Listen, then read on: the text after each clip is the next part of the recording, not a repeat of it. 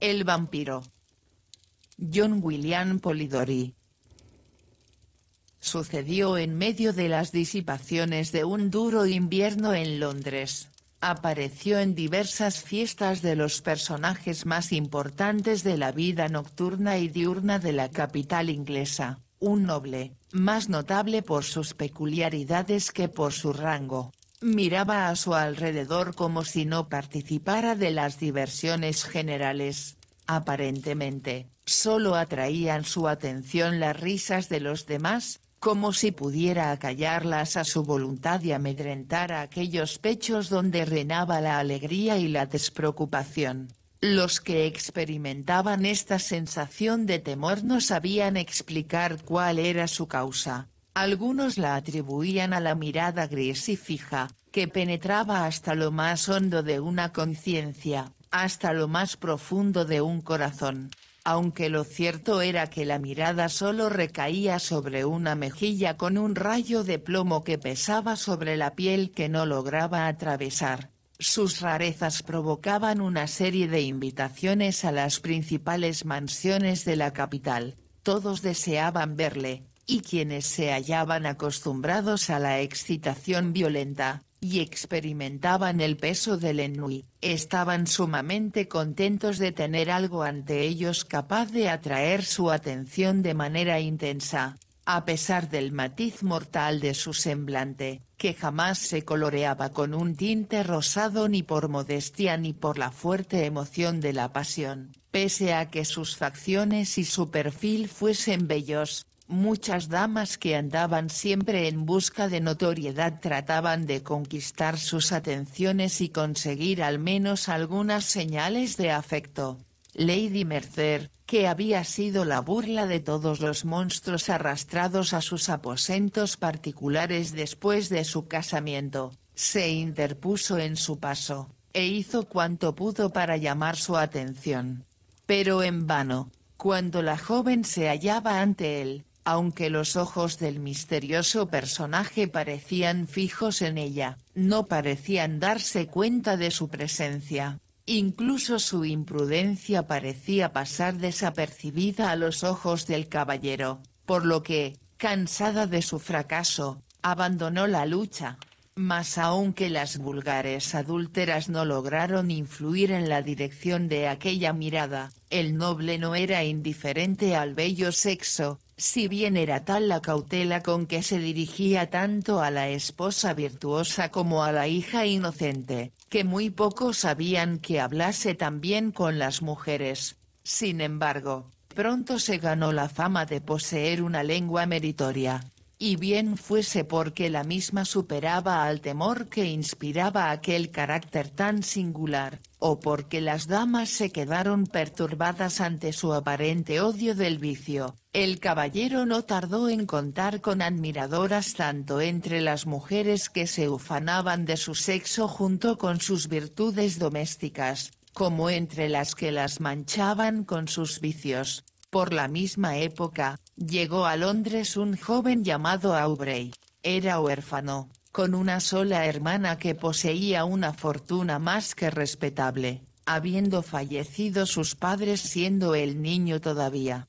Abandonado asimismo por sus tutores, que pensaban que su deber solo consistía en cuidar de su fortuna, en tanto descuidaban aspectos más importantes en manos de personas subalternas. Aubrey cultivó más su imaginación que su buen juicio. Por consiguiente, alimentaba los sentimientos románticos del honor y el candor, que diariamente arruinan a tantos jóvenes inocentes. Creía en la virtud y pensaba que el vicio lo consentía la providencia solo como un contraste de aquella, tal como se lee en las novelas. Pensaba que la desgracia de una casa consistía tan solo en las vestimentas, que la mantenían cálida, aunque siempre quedaban mejor adaptadas a los ojos de un pintor gracias al desarreglo de sus pliegues y a los diversos manchones de pintura. Pensaba, en suma, que los sueños de los poetas eran las realidades de la existencia. Aubrey era guapo, sincero y rico. Por tales razones, tras su ingreso en los círculos alegres, Le rodearon y atosigaron muchas mujeres, con hijastras casaderas, y muchas esposas en busca de pasatiempos extraconyugales. Las hijas y las esposas infieles pronto opinaron que era un joven de gran talento, gracias a sus brillantes ojos y a sus sensuales labios. Adherido al romance de sus solitarias horas, Aubrey se sobresaltó al descubrir que, excepto en las llamas de las velas, que chisporroteaban no por la presencia de un duende sino por las corrientes de aire, en la vida real no existía la menor base para las necedades románticas de las novelas, de las que había extraído sus pretendidos conocimientos, hallando, no obstante, cierta compensación a su vanidad satisfecha, estaba a punto de abandonar sus sueños, cuando el extraordinario ser antes mencionado y descrito se cruzó en su camino. Le escrutó con atención, y la imposibilidad de formarse una idea del carácter de un hombre tan completamente absorto en sí mismo, de un hombre que presentaba tan pocos signos de la observación de los objetos externos a él aparte del tácito reconocimiento de su existencia, implicado por la evitación de su contacto, dejando que su imaginación ideara todo aquello que halagaba su propensión a las ideas extravagantes, pronto convirtió a semejante ser en el héroe de un romance, y decidió observar a aquel retoño de su fantasía más que al personaje en sí mismo. Trabó amistad con él, fue atento con sus nociones, y llegó a hacerse notar por el misterioso caballero. Su presencia acabó por ser reconocida. Se enteró gradualmente de que Lord Ruthven tenía unos asuntos algo embrollados, y no tardó en averiguar, de acuerdo con las notas halladas en la calle, que estaba a punto de emprender un viaje. Deseando obtener más información con respecto a tan singular criatura, que hasta entonces solo había excitado su curiosidad sin apenas satisfacerla, Aubrey les comunicó a sus tutores que había llegado el instante de realizar una excursión, que durante muchas generaciones se creía necesaria para que la juventud trepara rápidamente por las escaleras del vicio, igualándose con las personas maduras, con lo que no parecerían caídos del cielo cuando se mencionara ante ellos intrigas escandalosas, como temas de placer y alabanza, según el grado de perversión de las mismas. Los tutores accedieron a su petición, e inmediatamente Aubrey le contó sus intenciones a Lord Ruthven, sorprendiéndose agradablemente cuando éste le invitó a viajar en su compañía. Muy ufano de esta prueba de afecto, por parte de una persona que aparentemente no tenía nada en común con los demás mortales, aceptó encantado. Unos días más tarde, ya habían cruzado el Canal de la Mancha. Hasta entonces, Aubrey no había tenido oportunidad de estudiar a fondo el carácter de su compañero de viaje, y de pronto descubrió que, aunque gran parte de sus acciones eran plenamente visibles, los resultados ofrecían conclusiones muy diferentes, de acuerdo con los motivos de su comportamiento.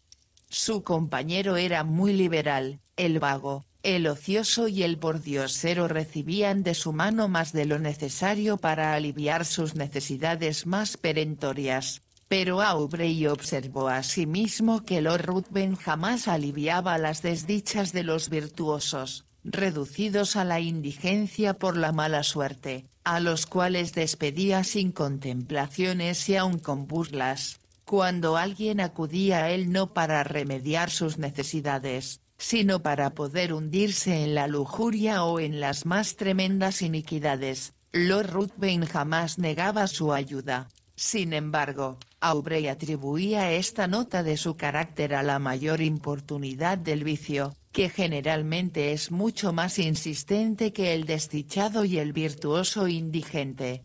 En las obras de beneficencia del Lord había una circunstancia que quedó muy grabada en la mente del joven: todos aquellos a quienes ayudaba Lord Ruthven, inevitablemente veían caer una maldición sobre ellos, pues eran llevados al cadalso o se hundían en la miseria más abyecta. En Bruselas y otras ciudades por las que pasaron, Aubrey se asombró ante la aparente avidez con que su acompañante buscaba los centros de los mayores vicios. Solía entrar en los garitos de Faro, donde apostaba, y siempre con fortuna, salvo cuando un canalla era su antagonista, siendo entonces cuando perdía más de lo que había ganado antes, pero siempre conservaba la misma expresión pétrea, imperturbable, con la generalmente contemplaba a la sociedad que le rodeaba. No sucedía lo mismo cuando el noble se tropezaba con la novicia juvenil o con un padre infortunado de una familia numerosa.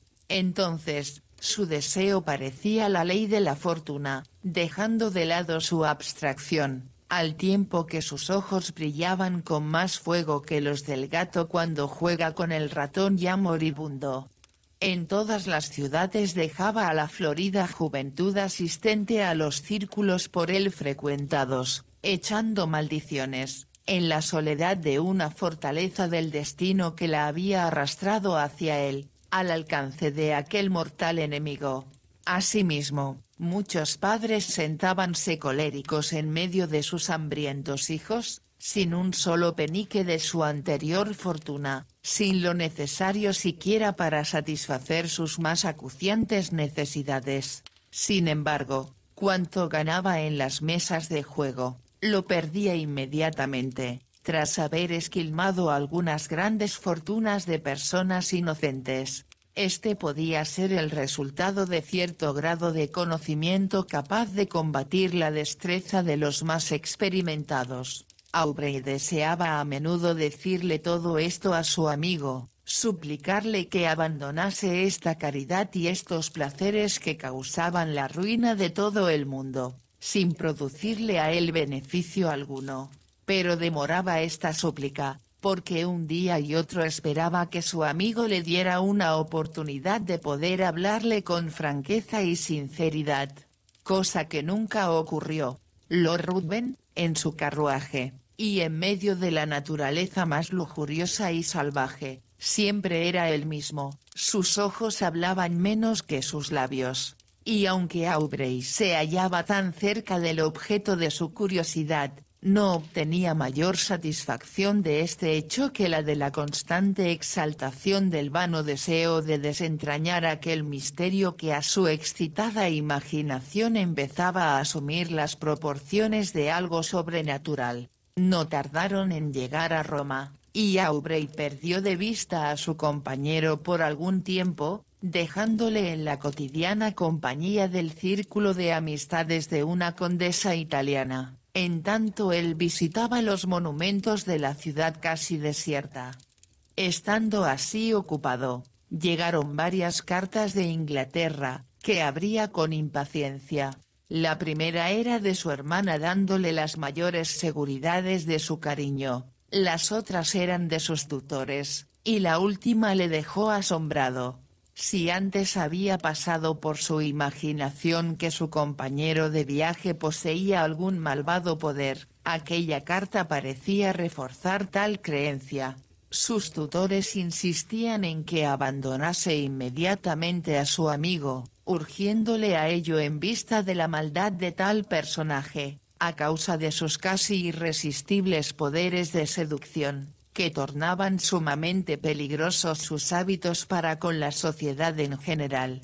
Habían descubierto que su desdén hacia las adúlteras no tenía su origen en el odio a ellas, sino que había requerido, para aumentar su satisfacción personal, que las víctimas, los compañeros de la culpa, fuesen arrojadas desde el pináculo de la virtud inmaculada a los más hondos abismos de la infamia y la degradación. En resumen, que todas aquellas damas a las que había buscado, aparentemente por sus virtudes, habíanse quitado la máscara desde la partida de Lord Ruthven, y no sentían ya el menor escrúpulo en exponer toda la deformidad de sus vicios a la contemplación pública.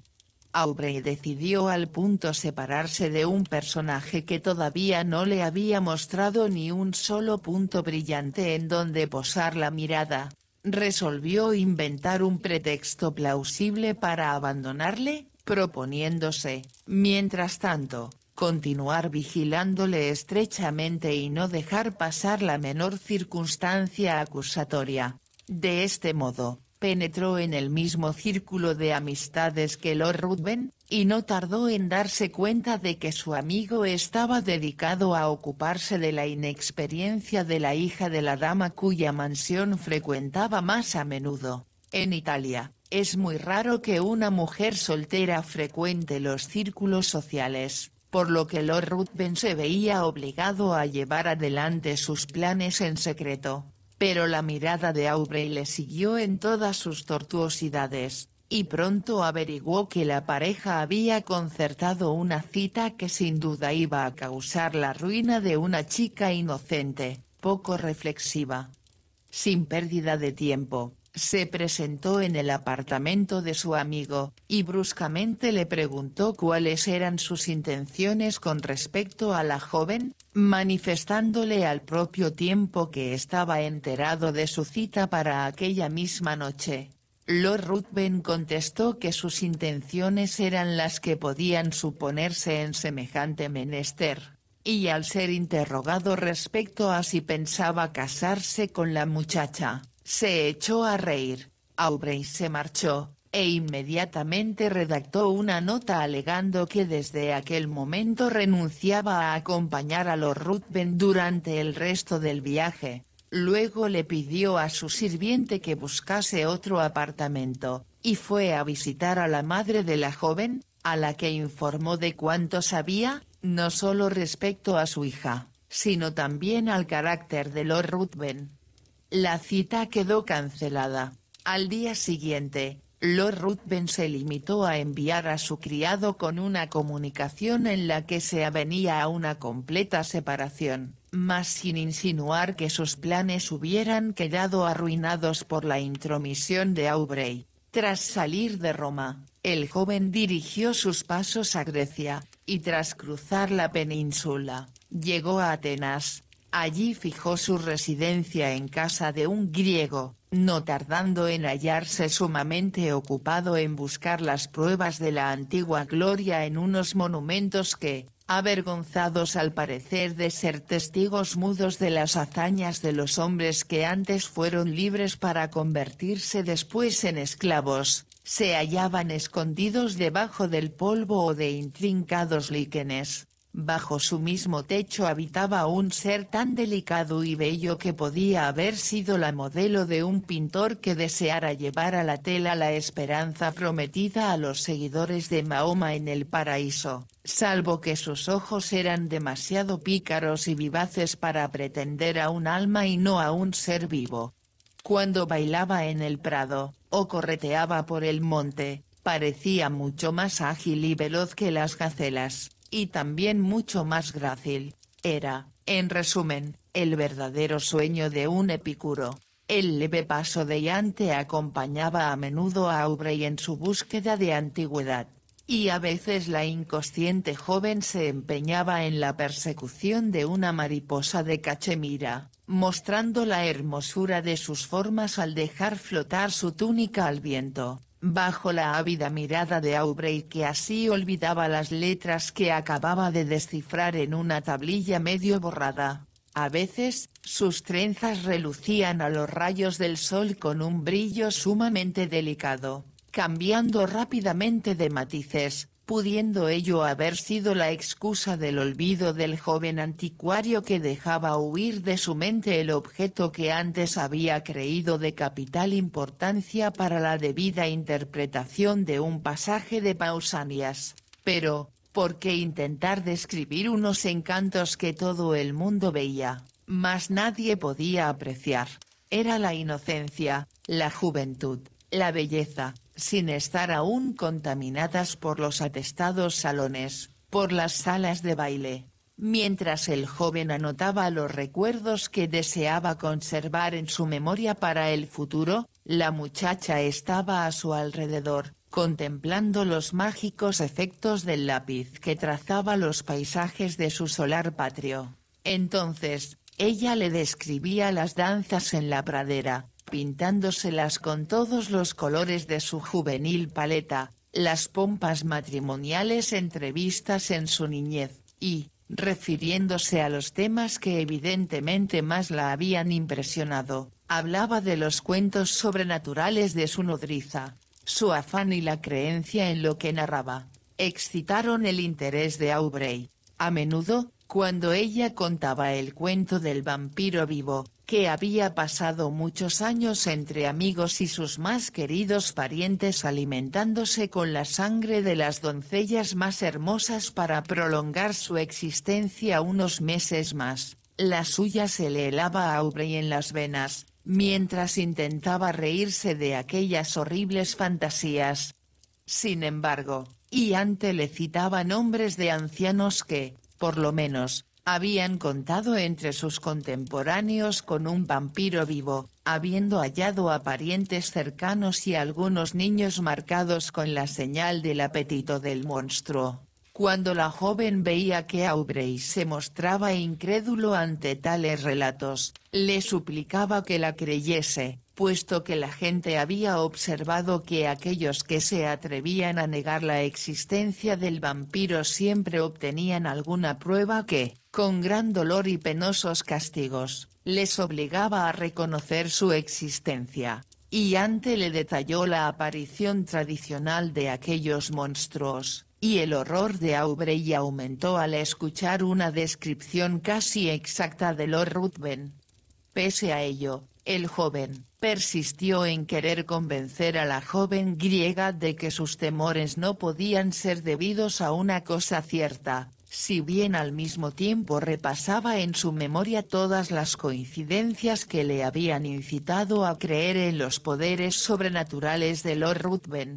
Aubrey cada día sentíase más ligado a Iante, ya que su inocencia, tan en contraste con las virtudes fingidas de las mujeres entre las que había buscado su idea de romance, había conquistado su corazón. Si bien le parecía ridícula la idea de que un muchacho inglés, de buena familia y mejor educación, se casara con una joven griega, carente casi de cultura, lo cierto era que cada vez amaba más a la doncella que le acompañaba constantemente. En algunas ocasiones se separaba de ella, decidido a no volver a su lado hasta haber conseguido sus objetivos, pero siempre le resultaba imposible concentrarse en las ruinas que le rodeaban, teniendo constantemente en su mente la imagen de quien lo era todo para él.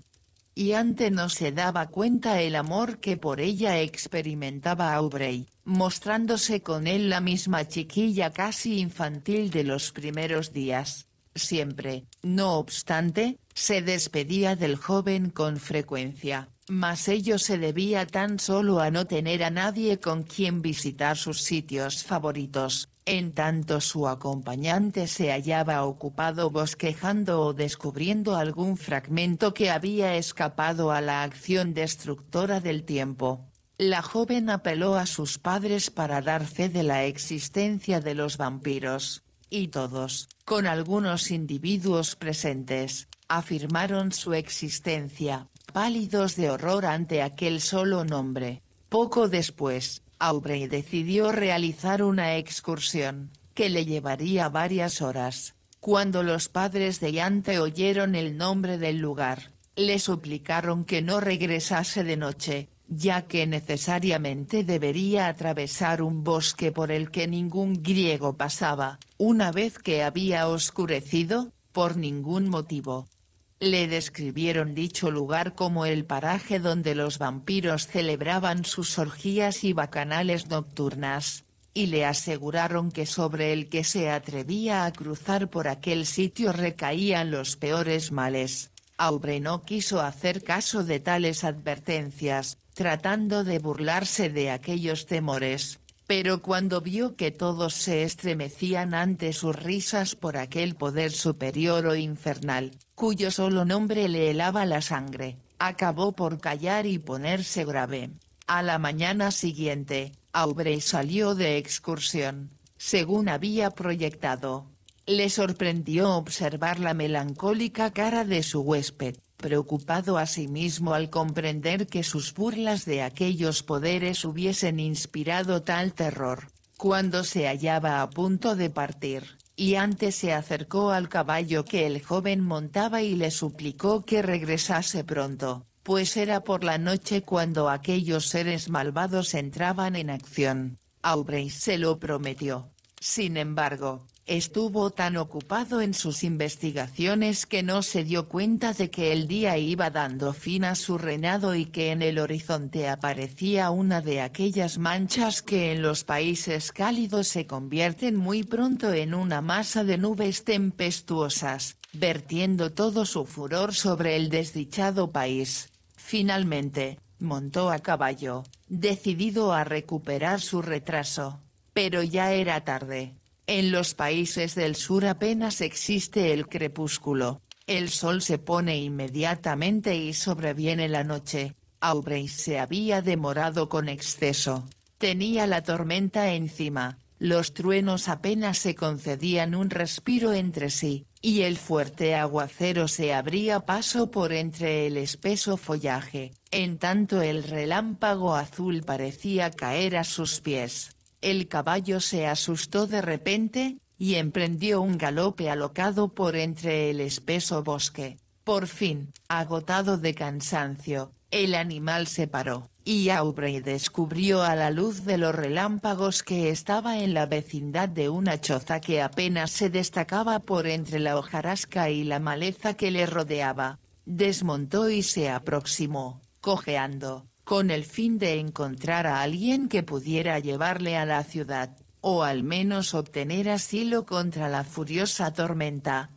Cuando se acercaba a la cabaña, los truenos, que habían callado un instante, le permitieron oír unos gritos femeninos, gritos mezclados con risotadas de burla, todo como en un solo sonido. Aubrey quedó turbado, mas, soliviantado por el trueno que retumbó en aquel momento, con un súbito esfuerzo empujó la puerta de la choza. No vio más que densas tinieblas, pero el sonido le guió. Aparentemente, nadie se había dado cuenta de su presencia, pues aunque llamó, los mismos sonidos continuaron, sin que nadie reparase al parecer en él. No tardó en tropezar con alguien, a quien apresó inmediatamente. De pronto, una voz volvió a gritar de manera ahogada, y al grito sucedió una carcajada. Aubrey hallóse al momento asido por una fuerza sobrehumana.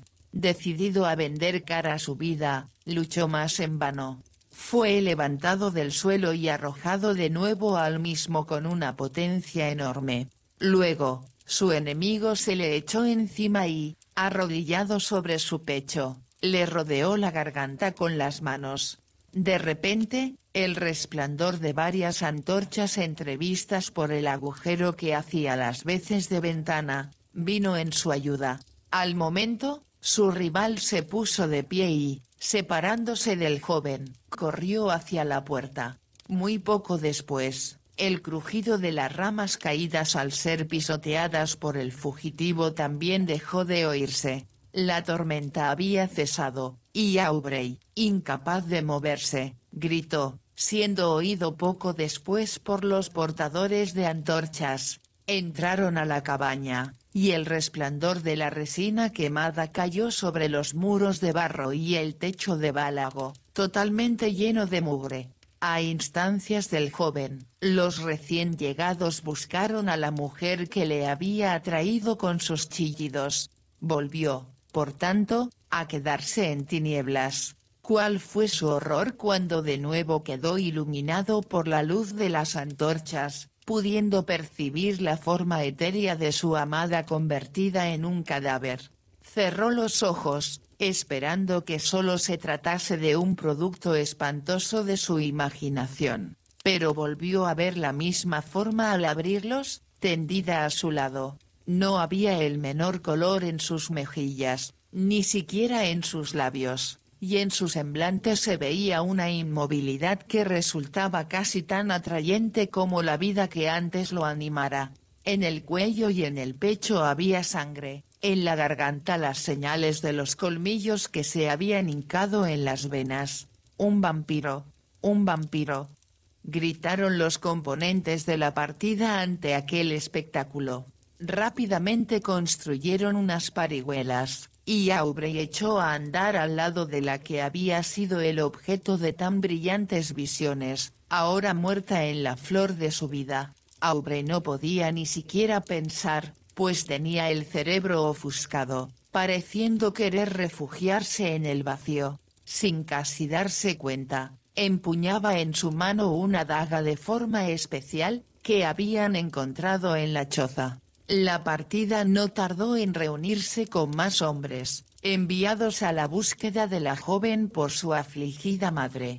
Los gritos de los exploradores al aproximarse a la ciudad, advirtieron a los padres de la doncella que había sucedido una horrorosa catástrofe.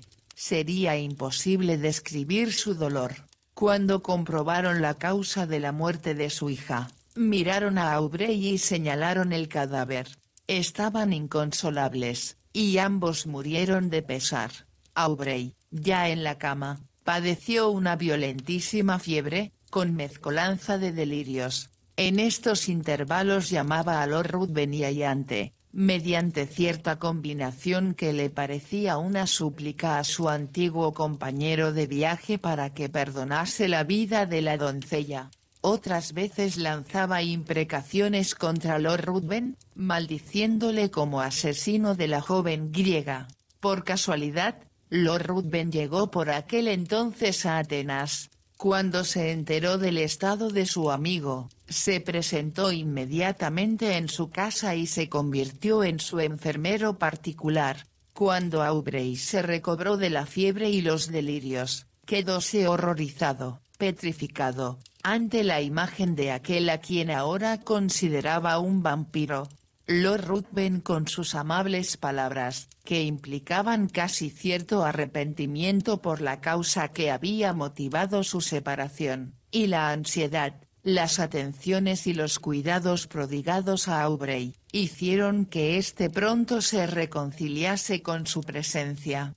Lord Ruthven parecía cambiado, no siendo ya el ser apático de antes, que tanto había asombrado a Aubrey. Pero tan pronto terminó la convalecencia del joven, su compañero volvió a ofrecer la misma condición de antes, y Aubrey ya no distinguió la menor diferencia, salvo que a veces veía la mirada de Lord Ruthven fija en él, al tiempo que una sonrisa maliciosa flotaba en sus labios. Sin saber por qué, aquella sonrisa le molestaba. Durante la última fase de su recuperación, Lord Ruthven pareció absorto en la contemplación de las olas que levantaba en el mar la brisa marina, o en señalar el progreso de los astros que, como el nuestro, dan vueltas en torno al sol, y más que nada, parecía evitar todas las miradas ajenas. Aubrey, a causa de la desgracia sufrida, tenía su cerebro bastante debilitado, y la elasticidad de espíritu que antes era su característica más acusada parecía haberle abandonado para siempre. No era tan amable del silencio y la soledad como Lord Ruthven, pero deseaba estar solo, cosa que no podía conseguir en Atenas. Si se dedicaba a explorar las ruinas de la antigüedad, el recuerdo de Iante a su lado le atosigaba de continuo. Si recorría los bosques, el paso ligero de la joven parecía corretear a su lado, en busca de la modesta Violeta. De repente, esta visión se esfumaba, y en su lugar veía el rostro pálido y la garganta herida de la joven, con una tímida sonrisa en sus labios. Decidió rehuir tales visiones, que en su mente creaban una serie de amargas asociaciones. De este modo, le propuso a Lord Ruthven, a quien sentíase unido por los cuidados que aquel le había prodigado durante su enfermedad, que visitasen aquellos rincones de Grecia que aún no habían visto. Los dos recorrieron la península en todas las direcciones, buscando cada rincón que pudiera estar unido a un recuerdo. Pero aunque lo exploraron todo, nada vieron que llamase realmente su interés. Oían hablar mucho de diversas bandas de ladrones, mas gradualmente fueron olvidándose de ellas atribuyéndolas a la imaginación popular, o a la invención de algunos individuos cuyo interés consistía en excitar la generosidad de aquellos a quienes fingían proteger de tales peligros. En consecuencia, sin hacer caso de tales advertencias, en cierta ocasión viajaban con muy poca escolta, cuyos componentes más debían servirles de guía que de protección. Al penetrar en un estrecho desfiladero, en el fondo del cual se hallaba el lecho de un torrente, lleno de grandes masas rocosas desprendidas de los altos acantilados que lo flanqueaban, tuvieron motivos para arrepentirse de su negligencia. Apenas se habían adentrado por paso tan angosto cuando se vieron sorprendidos por el silbido de las balas que pasaban muy cerca de sus cabezas, y las detonaciones de varias armas. Al instante siguiente, la escolta les había abandonado, y resguardándose detrás de las rocas, empezaron todos a disparar contra sus atacantes. Lord Ruthven y Aubrey, imitando su ejemplo, se retiraron momentáneamente al amparo de un recodo del desfiladero, avergonzados por asustarse tanto ante un vulgar enemigo, que con gritos insultantes les conminaba a seguir avanzando, y estando expuestos al mismo tiempo a una matanza segura si alguno de los ladrones se situaba más arriba de su posición y les atacaba por la espalda, determinaron precipitarse al frente, en busca del enemigo. Apenas abandonaron el refugio rocoso, Lord Ruthven recibió en el hombro el impacto de una bala que le envió rodando al suelo. Aubrey corrió en su ayuda, sin hacer caso del peligro a que se exponía, mas no tardó en verse rodeado por los malhechores, al tiempo que los componentes de la escolta, al ver herido a Lord Ruthven, levantaron inmediatamente las manos en señal de rendición. Mediante la promesa de grandes recompensas, Aubrey logró convencer a sus atacantes para que trasladasen a su herido amigo a una cabaña situada no lejos de allí. Tras hacer concertado el rescate a pagar, los ladrones no le molestaron, contentándose con vigilar la entrada de la cabaña hasta el regreso de uno de ellos, que debía percibir la suma prometida gracias a una orden firmada por el joven. Las energías de Lord Ruthven disminuyeron rápidamente. 2 días más tarde, la muerte pareció ya inminente. Su comportamiento y su aspecto no había cambiado, pareciendo tan inconsciente al dolor como a cuanto le rodeaba. Hacia el fin del tercer día, su mente pareció extraviarse, y su mirada se fijó insistentemente en Aubrey, el cual sintióse impulsado a ofrecerle más que nunca su ayuda. Sí, tú puedes salvarme, puedes hacer aún mucho más. No me refiero a mi vida, pues temo tan poco a la muerte como al término del día. Pero puedes salvar mi honor. Sí, puedes salvar el honor de tu amigo. Decidme cómo, asintió Aubrey, y lo haré. Es muy sencillo.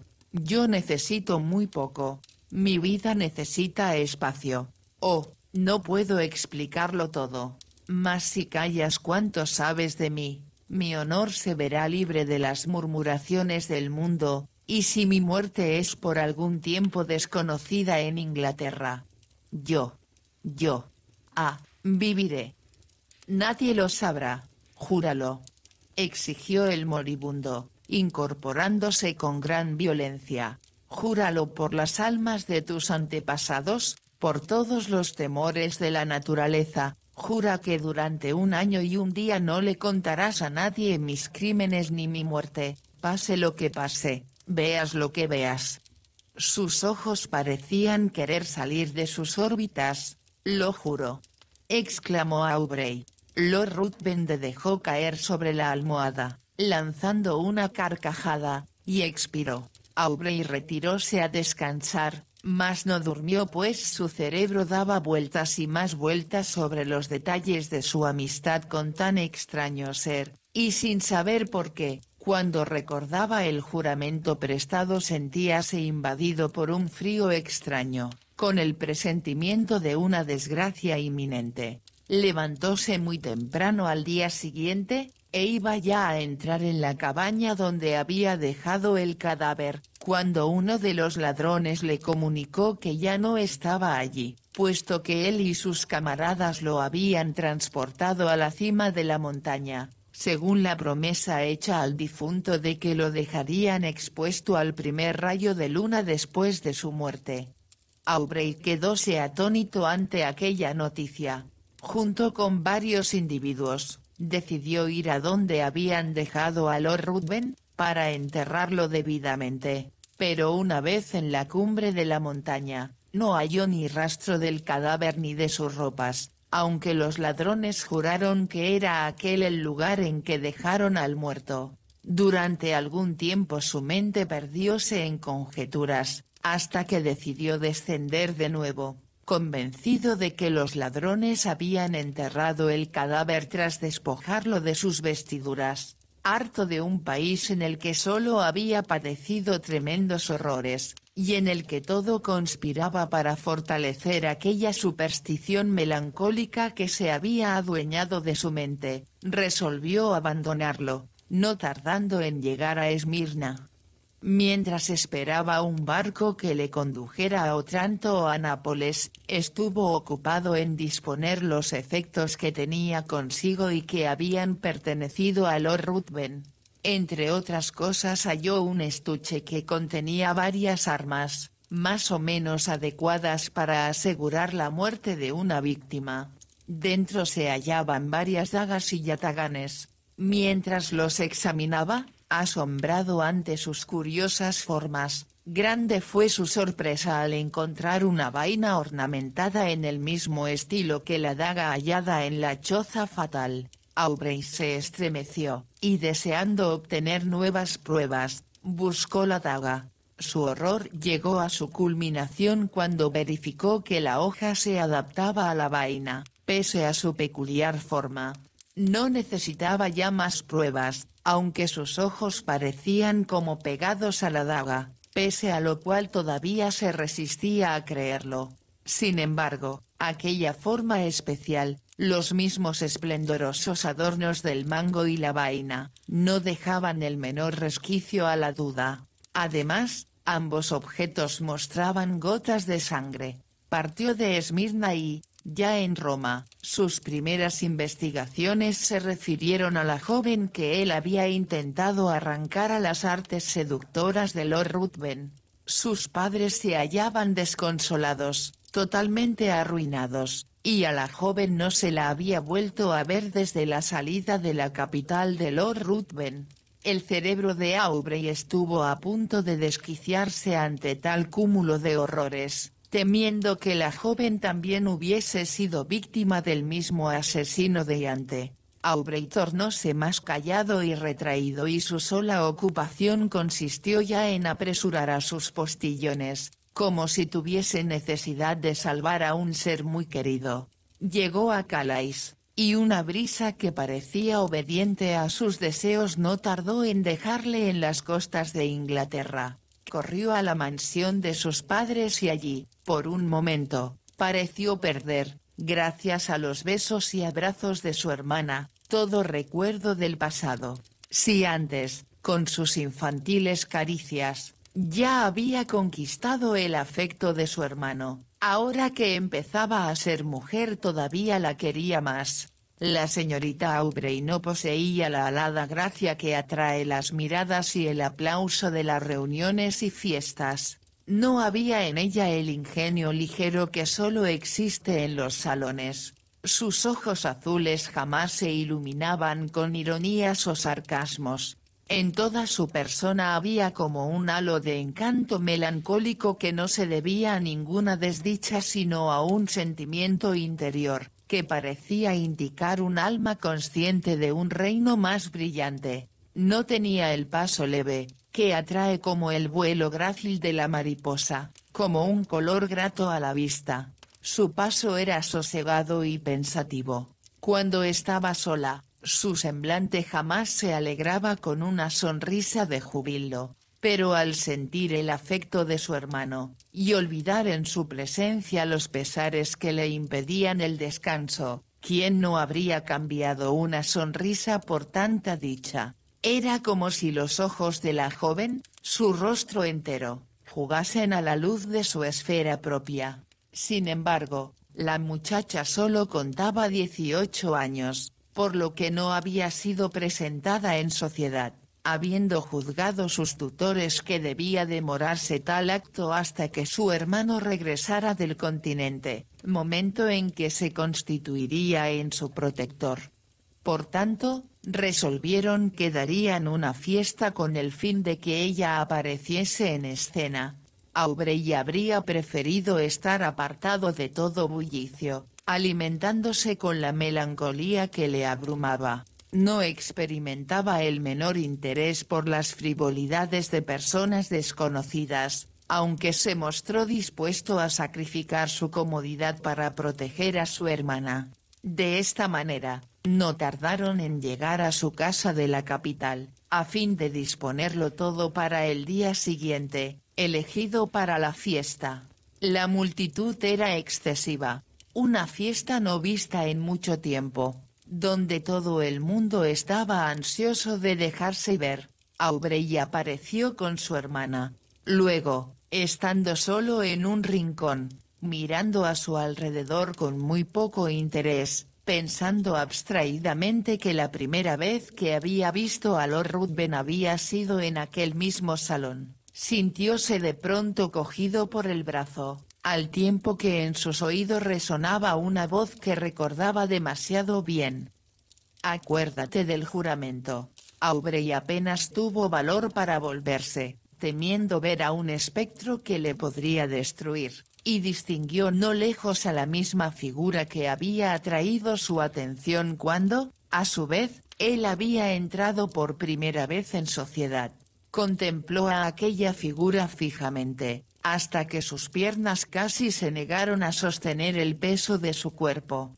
Luego, asiendo a un amigo del brazo, subió a su carruaje y le ordenó al cochero que le llevase a su casa de campo. Una vez allí, empezó a pasearse agitadamente, con la cabeza entre las manos, como temiendo que sus pensamientos le estallaran en el cerebro. Lord Ruthven había vuelto a presentarse ante él, y todos los detalles se encadenaron súbitamente ante sus ojos: la daga, la vaina, la víctima, su juramento. No era posible, se dijo muy excitado, no era posible que un muerto resucitara. Era imposible que fuese un ser real. Por eso, decidió frecuentar de nuevo la sociedad. Necesitaba aclarar sus dudas, pero cuando, noche tras noche, recorrió diversos salones, siempre con el nombre de Lord Ruthven en sus labios, nada consiguió. Una semana más tarde, acudió con su hermana a una fiesta en la mansión de unas nuevas amistades. Dejándola bajo la protección de la anfitriona, Aubrey retiróse a un rincón y allí dio rienda suelta a sus pensamientos. Cuando al fin vio que los invitados empezaban a marcharse, penetró en el salón y halló a su hermana rodeada de varios caballeros, al parecer conversando animadamente.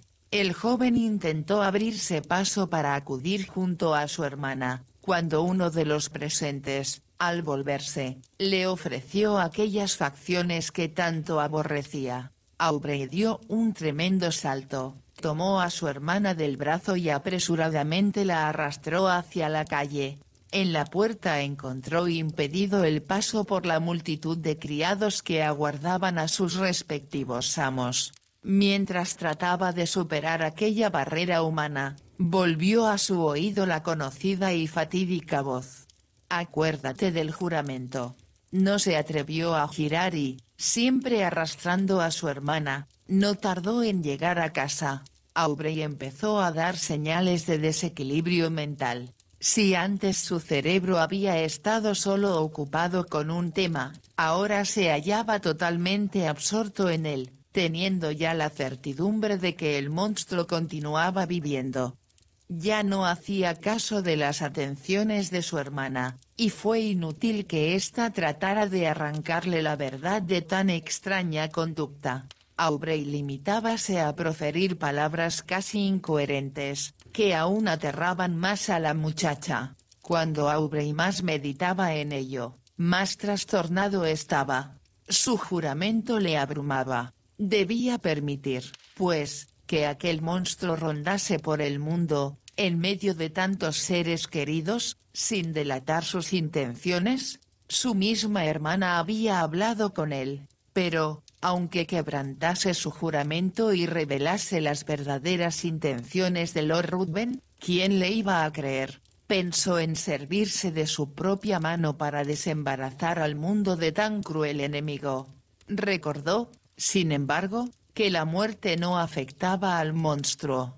Durante días permaneció en tal estado, encerrado en su habitación, sin ver a nadie, comiendo solo cuando su hermana le apremiaba a ello, con lágrimas en los ojos. Al fin, no pudiendo soportar por más tiempo el silencio y la soledad, salió de la casa para rondar de calle en calle, ansioso de descubrir la imagen de quien tanto le acosaba. Su aspecto distaba mucho de ser atildado, exponiendo sus ropas tanto al feroz sol de mediodía como a la humedad de la noche. Al fin, nadie pudo ya reconocer en él al antiguo Aubrey. Y si al principio regresaba todas las noches a su casa, pronto empezó a descansar allí donde la fatiga le vencía. Su hermana, angustiada por su salud, empleó a algunas personas para que le siguiesen, pero el joven supo distanciarlas, puesto que huía de un perseguidor más veloz que aquellas. Su propio pensamiento, su conducta, no obstante, cambió de pronto, sobresaltado ante la idea de que estaba abandonando a sus amigos, con un feroz enemigo entre ellos de cuya presencia no tenían el menor conocimiento. Decidió entrar de nuevo en sociedad y vigilarle estrechamente, ansiando advertir, a pesar de su juramento, a todos aquellos a quienes Lord Ruthven demostrase cierta amistad. Mas al entrar en un salón, su aspecto miserable, su barba de varios días, resultaron tan sorprendentes, sus estremecimientos interiores tan visibles, que su hermana viose al fin obligada a suplicarle que se abstuviese en bien de ambos a una sociedad que le afectaba de manera tan extraña. Cuando esta súplica resultó vana, los tutores creyeron su deber interponerse y, temiendo que el joven tuviera trastornado el cerebro, pensaron que había llegado el momento de recobrar ante él la autoridad delegada por sus difuntos padres. Deseoso de precaverle de las heridas mentales y de los sufrimientos físicos que padecía a diario en sus vagabundeos, e impedir que se expusiera a los ojos de sus amistades con las inequívocas señales de su trastorno, acudieron a un médico para que residiera en la mansión y cuidase de Aubrey. Este apenas pareció darse cuenta de ello, tan completamente absorta estaba su mente en el otro asunto. Su incoherencia acabó por ser tan grande, que se vio confinado en su dormitorio. Allí pasaba los días tendido en la cama, incapaz de levantarse. Su rostro se tornó demacrado y sus pupilas adquirieron un brillo vidrioso. Solo mostraba cierto reconocimiento y afecto cuando entraba su hermana a visitarle. A veces se sobresaltaba, y tomándole las manos, con unas miradas que afligían intensamente a la joven, deseaba que el monstruo no la hubiese tocado ni rozado siquiera. «Oh, hermana querida, no le toques. Si de veras me quieres, no te acerques a él». Sin embargo, cuando ella le preguntaba a quién se refería, Aubrey se limitaba a murmurar: «Es verdad, y de nuevo se hundía en su abatimiento anterior. del que su hermana no lograba ya arrancarle. Esto duró muchos meses, pero, gradualmente, en el transcurso de aquel año, sus incoherencias fueron menos frecuentes, y su cerebro se aclaró bastante, al tiempo que sus tutores observaban que varias veces diarias contaba con los dedos cierto número, y luego sonreía. Al llegar el último día del año, uno de los tutores entró en el dormitorio y empezó a conversar con el médico respecto a la melancolía del muchacho, precisamente cuando al día siguiente debía casarse su hermana. Instantáneamente, Aubrey mostróse alerta, y preguntó angustiosamente con quién iba a contraer matrimonio. Encantados de aquella demostración de cordura, de la que le creían privado, mencionaron el nombre del conde de Marsden, creyendo que se trataba del joven conde al que él había conocido en sociedad. Aubrey pareció complacido, y aún asombró más a sus oyentes al expresar su intención de asistir a la boda, y su deseo de ver cuanto antes a su hermana. Aunque ellos se negaron a este anhelo, su hermana no tardó en hallarse a su lado. Aubrey, al parecer, no fue capaz de verse afectado por el influjo de la encantadora sonrisa de la muchacha, puesto que la abrazó, la besó en las mejillas, bañadas en lágrimas por la propia joven al pensar que su hermano volvía a estar en el mundo de los cuerdos. Aubrey empezó a expresar su cálido afecto y a felicitarla por casarse con una persona tan distinguida, cuando de repente se fijó en un medallón que ella lucía sobre el pecho. Al abrirlo, ¿cuál no sería su inmenso estupor al descubrir las facciones del monstruo que tanto y tan funestamente había influido en su existencia? En un paroxismo de furor, tomó el medallón y, arrojándolo al suelo, lo pisoteó. Cuando ella le preguntó por qué había destruido el retrato de su futuro esposo, Aubrey la miró como sin comprender. Después, asiéndola de las manos, y mirándola con una frenética expresión de espanto, quiso obligarla a jurar que jamás se casaría con semejante monstruo, ya que él no pudo continuar. Era como si su propia voz le recordase el juramento prestado, y al girarse en redondo, pensando que Lord Ruthven se hallaba detrás suyo, no vio a nadie. Mientras tanto, los tutores y el médico, que todo lo habían oído, pensando que la locura había vuelto a apoderarse de aquel pobre cerebro, entraron y le obligaron a separarse de su hermana. Aubrey cayó de rodillas ante ellos, suplicándoles que demorasen la boda un solo día, mas ellos, atribuyendo tal petición a la locura que se imaginaban devoraba su mente, intentaron calmarle y le dejaron solo. Lord Ruthven visitó la mansión a la mañana siguiente de la fiesta, y le fue negada la entrada como a todo el mundo. Cuando se enteró de la enfermedad de Aubrey, comprendió que era él la causa inmediata de la misma. Cuando se enteró de que el joven estaba loco, apenas si consiguió ocultar su júbilo ante aquellos que le ofrecieron esta información. Corrió a casa de su antiguo compañero de viaje, y con sus constantes cuidados y fingimiento del gran interés que sentía por su hermano y por su triste destino, gradualmente fue conquistando el corazón de la señorita Aubrey. ¿Quién podía resistirse a aquel poder? Lord Ruthven hablaba de los peligros que le habían rodeado siempre, del escaso cariño que había hallado en el mundo, excepto por parte de la joven con la que conversaba. Desde que la conocía, su existencia había empezado a parecer digna de algún valor, aunque solo fuese por la atención que ella le prestaba. En fin, supo utilizar con tanto arte sus astutas mañas, o tal fue la voluntad del destino, que Lord Ruthven conquistó el amor de la hermana de Aubrey. Gracias al título de una rama de su familia, obtuvo una embajada importante, que le sirvió de excusa para apresurar la boda pese al trastorno mental del hermano. de modo que la misma tendría lugar al día siguiente, antes de su partida para el continente. Aubrey, una vez lejos del médico y el tutor, trató de sobornar a los criados, pero en vano. Pidió pluma y papel, que le entregaron, y escribió una carta a su hermana, conjurándola si en algo apreciaba su felicidad, su honor y el de quienes yacían en sus tumbas, que antaño la habían tenido en brazos como su esperanza y la esperanza del buen nombre familiar, a posponer solo por unas horas aquel matrimonio, sobre el que vertía sus más terribles maldiciones. Los criados prometieron entregar la misiva, mas como se la dieron al médico, este prefirió no alterar a la señorita Aubrey con lo que, consideraba, era solamente la manía de un demente.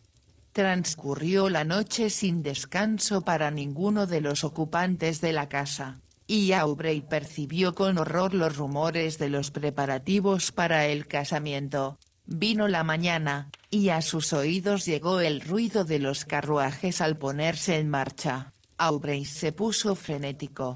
La curiosidad de los sirvientes superó, al fin, a su vigilancia, y gradualmente se alejaron para ver partir a la novia, dejando a Aubrey al cuidado de una indefensa anciana. Aubrey se aprovechó de aquella oportunidad. Saltó fuera de la habitación y no tardó en presentarse en el salón donde todo el mundo se hallaba reunido, dispuesto para la marcha. Lord Ruthven fue el primero en divisarle, e inmediatamente se le acercó, asiéndolo del brazo con inusitada fuerza para sacarle de la estancia, trémulo de rabia. Una vez en la escalinata, le susurró al oído: «Acuérdate del juramento y sabe que si hoy no es mi esposa, tu hermana quedará deshonrada. Las mujeres son tan frágiles». Así diciendo, le empujó hacia los criados, quienes, alertados ya por la anciana, le estaban buscando. Aubrey no pudo soportarlo más. Al no hallar salida a su furor, se le rompió un vaso sanguíneo y tuvo que ser trasladado rápidamente a su cama.